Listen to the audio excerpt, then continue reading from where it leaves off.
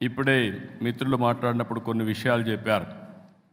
Creative economy ఏది చూసినా మీరు చేసే పని డిఫరెంట్గా చేయడమే, లేకుంటే 10 మందికి అర్థమయ్యే విధంగా సొల్యూషన్ ఇవ్వగలిగితే, యూస్ కేసెస్ తయారు చేయగలిగితే ఫ్యూచర్ దీనికి ఎంతో ఉంటుంది.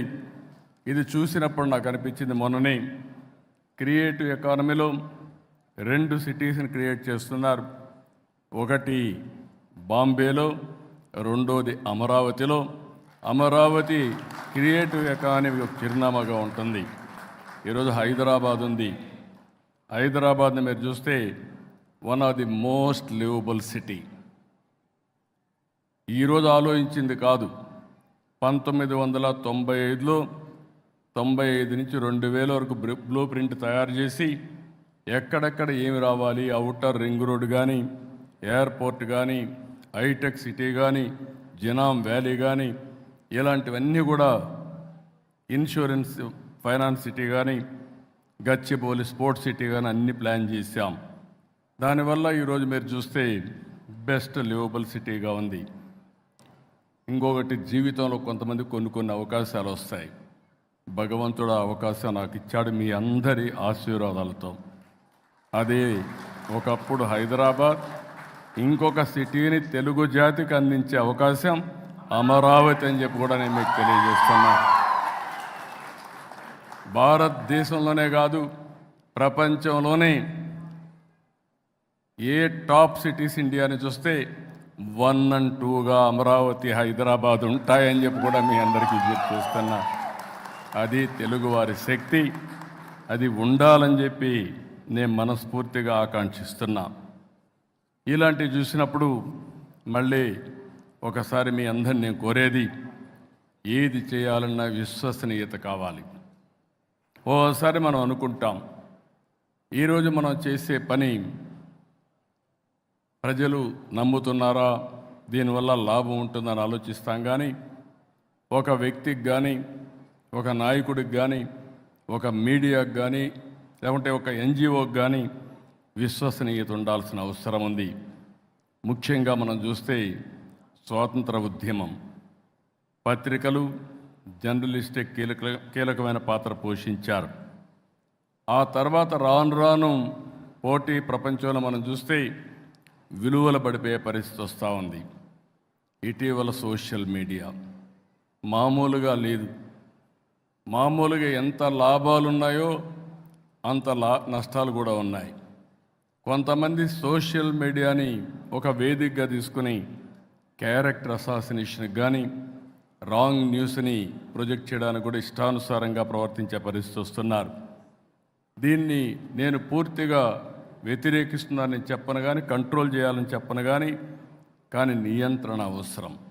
ఆ నియంత్రణ చేయకపోతే ఇండ్లల్లో ఉండే ఆడబిడ్డల క్యారెక్టర్ని కూడా అసాసినేట్ చేస్తూ చాలా సమాజానికి హాని జరిగే పరిస్థితి వస్తుంది. నేను అందుకే ఈరోజు ఏదైతే మిత్రులు చెప్పినటువంటి కంటమనేని చెప్పినట్టు దానికి ఏకీభవిస్తున్నా. ఏ విధంగా చేయాలో చర్చ జరగాల్సిన అవసరం ఉంది.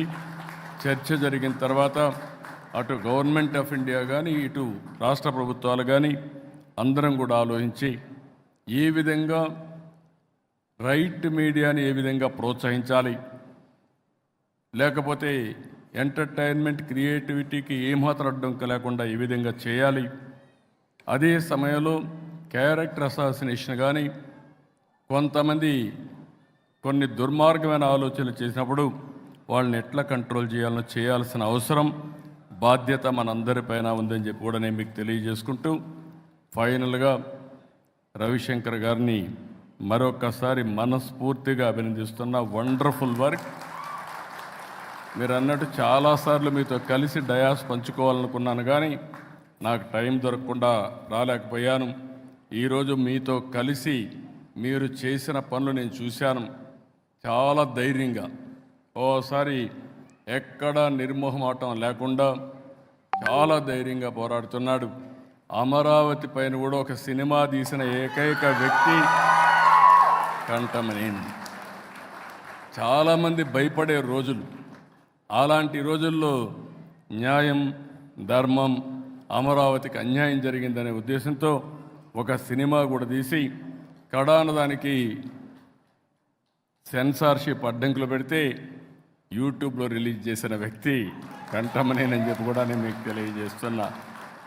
ఇలాంటివన్నీ ఒక పక్కన మీడియాలో రాణిస్తున్నాయి, ఇంకో పక్కన మీరు చూస్తే 2000 మందికి పైగా పేదలకు ఆపరేషన్లు చేయించడం, కొంతమందిని చదివించడం, విద్య ఆరోగ్య విషయాల్లో కూడా వారి యొక్క మానవత్వాన్ని నిరూపించుకున్నారు. దానికి కూడా వారిని మనస్ఫూర్తిగా అభినందిస్తూ నేను ఈ మధ్యకాలంలో కొత్త కార్యక్రమానికి శ్రీకారం చుట్టాను. ఆర్థిక సంస్కరణలు 91లో వచ్చాయి.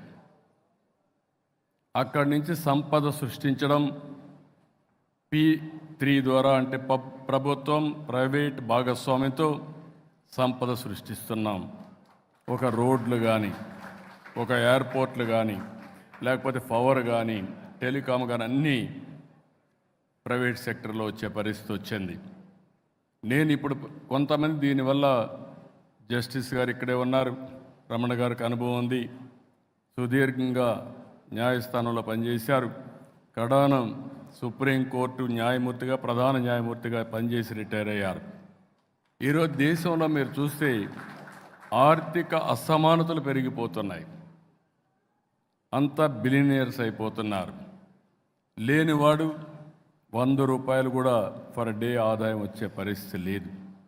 ఇలాంటివి వచ్చినప్పుడు ప్రభుత్వ విధానాల ద్వారా అవసరమైతే ప్రైవేట్ వ్యక్తుల భాగస్వామ్యంతో పేదరికాన్ని పూర్తిగా నిర్మూలించవలసిన బాధ్యత మనందరిపైన ఉందని చెప్పి కూడా నేను మీకు తెలియజేస్తున్నా. ఒక పక్క పాలసీలు తీసుకొస్తున్నాయి, ఇంకో పక్క నేను తీసుకొచ్చింది P4 పాలసీ తీసుకొచ్చాను. ప్రభుత్వం ప్రైవేట్ ప్రజల భాగస్వామ్యంతో ఎవరైతే టాప్లో ఉండే 10% హై నెట్వర్త్ ఇండివిజువల్స్ కింద నుండే 20% కానీ దత్తత తీసుకోగలిగితే, మెంటరింగ్ చేయగలిగితే, హ్యాండ్ హోల్డింగ్ చేయగలిగితే మనతో సమానంగా వాళ్ళు కూడా పైకి వచ్చే అవకాశం వస్తుంది. వాళ్ళకు తెలివితేటలు లేక కాదు, కంటమనేని కూడా ఒక మారుమూల ప్రాంతంలోనే పుట్టాడు, జస్టిస్ రమణ గారు కూడా ఒక మారుమూల ప్రాంతంలో, ఒక గ్రామీణ ప్రాంతంలో పుట్టారు, నేను కూడా ఒక ఊరిలో పుట్టాను, 6 కిలోమీటర్లు నడిచి చదువుకున్నాను హై స్కూల్స్లో. అలాంటి నేనే కాదు, ఈరోజు పెద్ద పెద్ద మన ప్రియతమ నాయకుడు నందమూరి తారక రామారావు గారు కూడా